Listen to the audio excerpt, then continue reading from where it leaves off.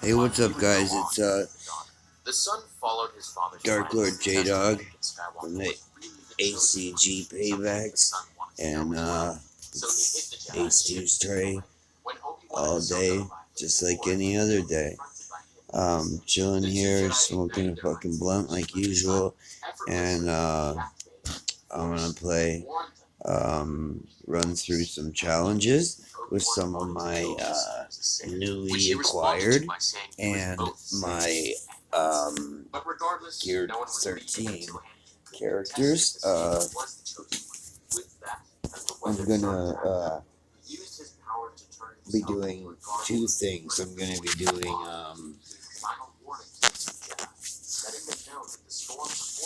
you know what? I don't know what I should do. Should I do all Anakin ones? Should I do? Yeah, you know what? I'm gonna do my three best rebel squads. Meanwhile, by nightfall, that very same violent storm had made Anakin a grudging guest of the Father. Once he had reached his monastery, with nowhere he could go, So, the Jedi Knight decided to get some my first one has just recently got its last Zeta. They're not all Gear 13 level 7, but they are at least Gear 12 with every Zeta. It's 2 Zeta, Gear 12 plus 3, 2 Zeta Jyn Erso with the ability to resurrect with her AoE. And that's needed because Gear 12 plus 4, Chirrut Îmwe and Baze Malbus have no Zetas. And then I use the two lightsaber wielding, one former Jedi and one Jedi to be. One former Jedi and one last hope of the Jedi Order. Ahsoka Tano and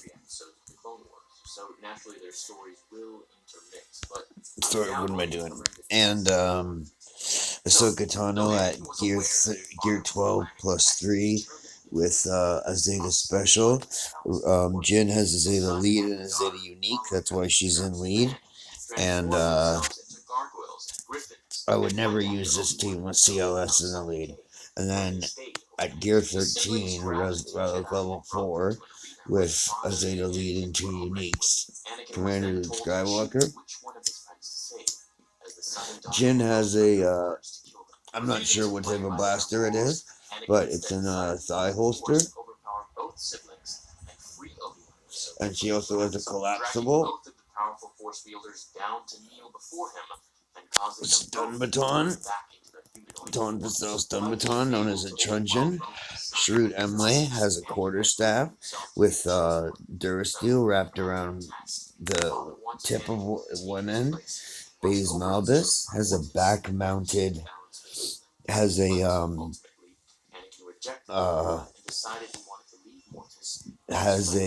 fully automatic, has a full cycle, belt-fed, Stacata,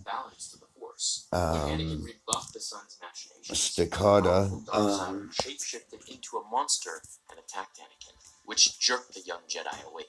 Then, to make sure the Jedi wouldn't leave, the Son entered their ship and kidnapped Ahsoka Tano. Stacata repeating cannon, light repeating cannon. Or sorry, a Stacata heavy repeater cannon. And a belt-fed Stacata heavy repeater cannon. The belt leads into a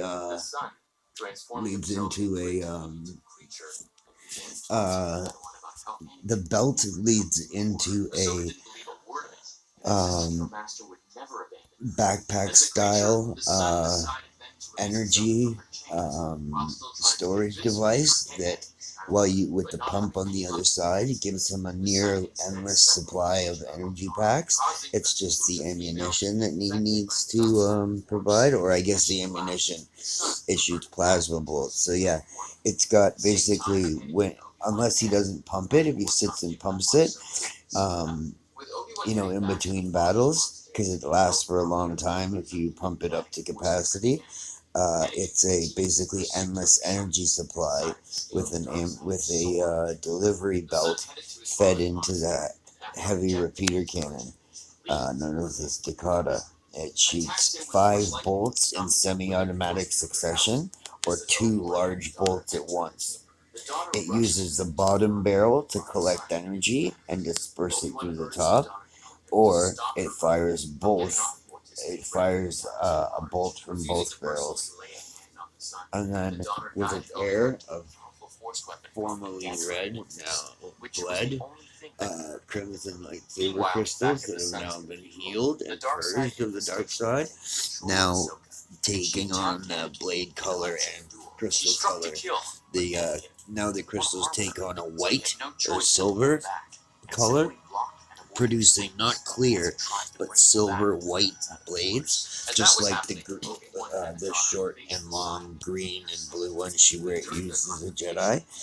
She used a shorter bladed lightsaber in conjunction with a longer bladed lightsaber, and first a green one, and then a green one and a greenish yellow one, and then at the end 2 blue ones. They all matched in except for the one that was green, and that was a little bit, but they both had green crystals, and they both had the exact same material hilt and the exact same visual style hilt, except the one that had a shorter blade had and is used for defense by someone who wields 2 blades, had a hilt about 2/3 the size of the other one, and that's what she has now with these silver ones. Although they're both as strong as, it's not like the shorter one's less strong. She has the same type.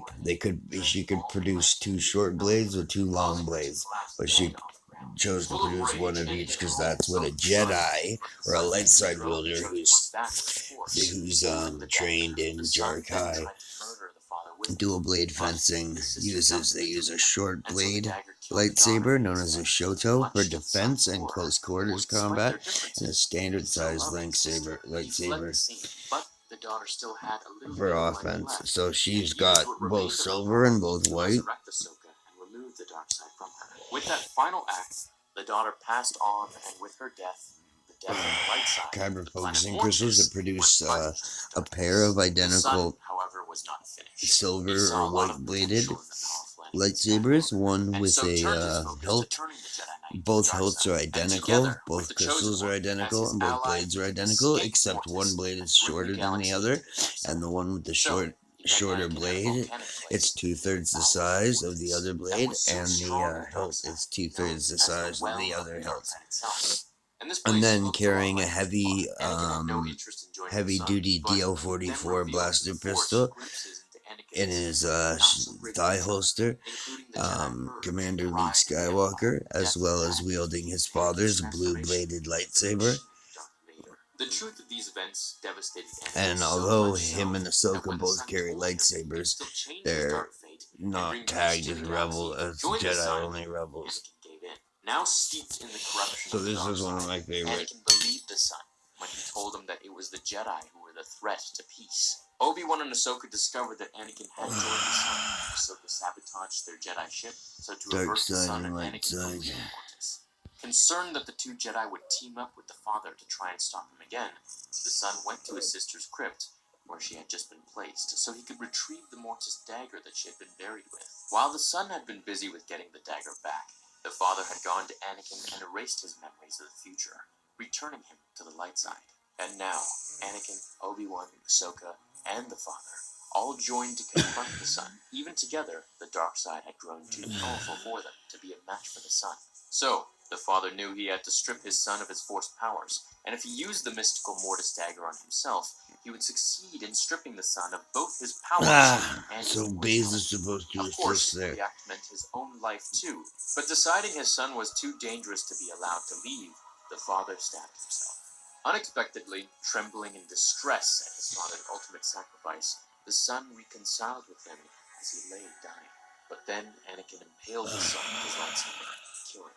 And with the death of the son and the father, Anakin Skywalker had brought balance to the planet of Mortis, and shortly after, he and his Jedi friends were transported back to their ship as Mortis vanished. Years later, a painting depicting all three of the ones was found at an excavation of a Jedi temple. But the painting was more than a simple painting.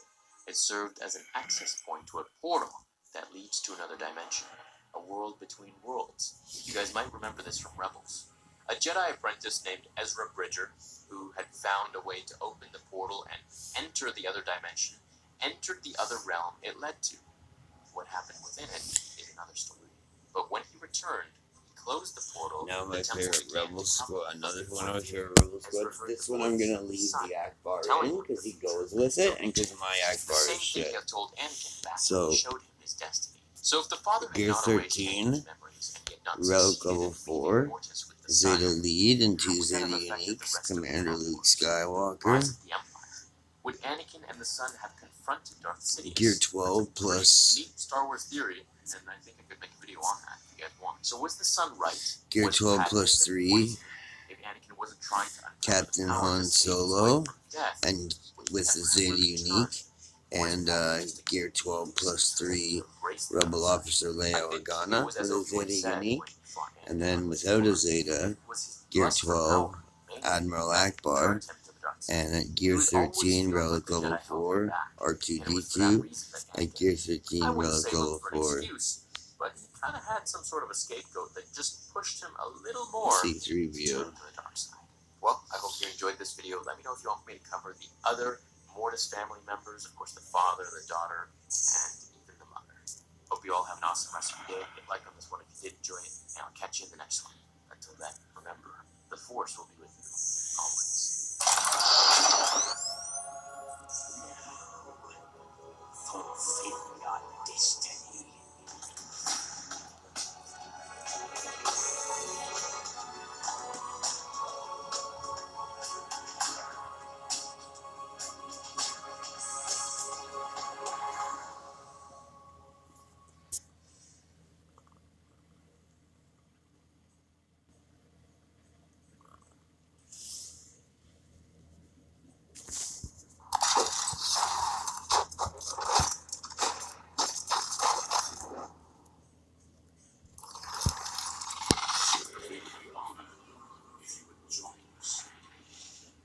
Alright, so welcome to this very long video, but this is one that's going to bring a lot of information to this character.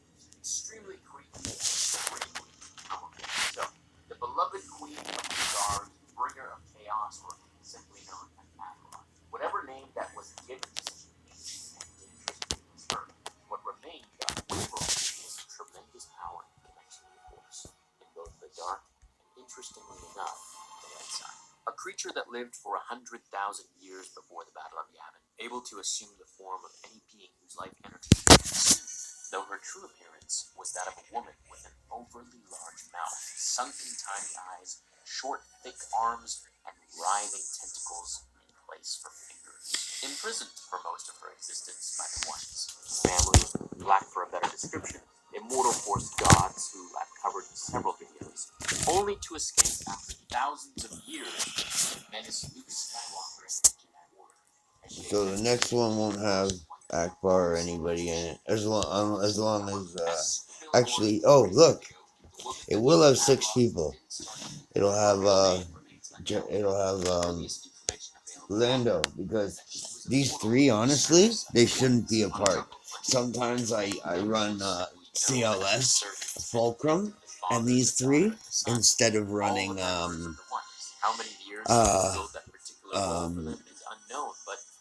anyways, I'll show you who they are. Even though Rebel Leia looks cool holding a blaster the same way as Lando does, no, there's 3 scoundrels that belong together in a lineup. All of them have flown the Falcon. There's Han Solo, regular Han, there's regular Chewbacca, and Lando. So sometimes I'll use, if it's a 5-man, I'll use Fulcrum, so I can use all 3 of these guys. But I'll usually do, the only reason I was going to use Han, Chewie, and R2 and C3PO without Lando is because I was trying to do my most powerful, my best rebel teams, not my most powerful. Sorry, my most powerful and best rebel teams, not my favorite. So when you look at CLS, CHS, rolo, R2 and C3PO, or gin, chaze, fulcrum, and CLS, or CLS, Zolo, Chewie, Lando, R2, and C3PO. And the mother, having made up her mind, drank from the fountain too. She then bathed in the pool of knowledge, which was also a nexus. It's perfect. But if bathed, the pool didn't give limitless power. Oh, and I forgot to say, they were all using the same type of weapons, except Captain Han was using a DL-44 as well. Leia was using a Rebel issue blaster carbine and a Rebel issue blaster, heavy blaster pistol, and Lando's using a Rebel issue heavy blaster pistol. Chewie's using a custom high-powered bowcaster made from the frame of an E11 Blast Tech and reforged metal.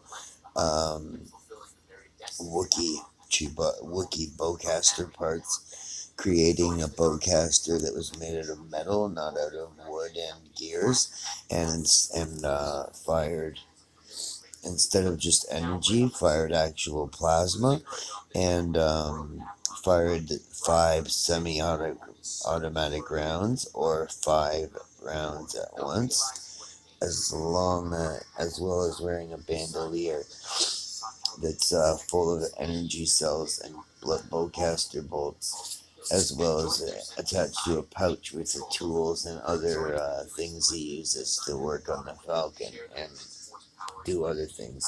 Han Solo, whether it's Captain Han or Leia had the same high power blaster that Lando has, and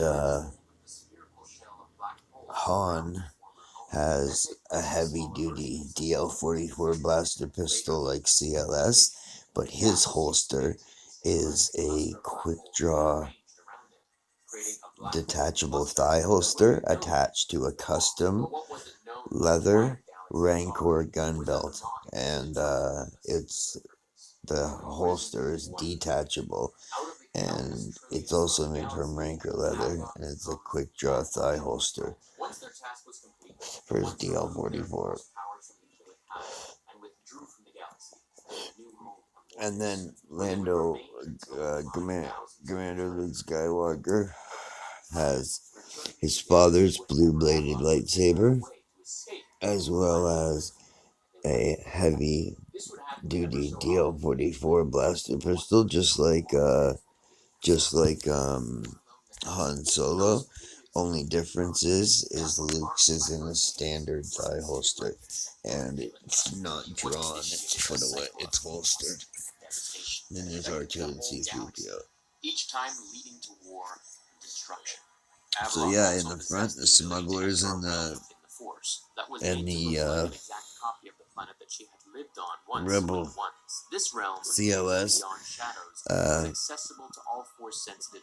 Han Solo, Commander Luke Skywalker, Han Solo, Chewbacca, Lando Calrissian, R2-D2, and C3PO.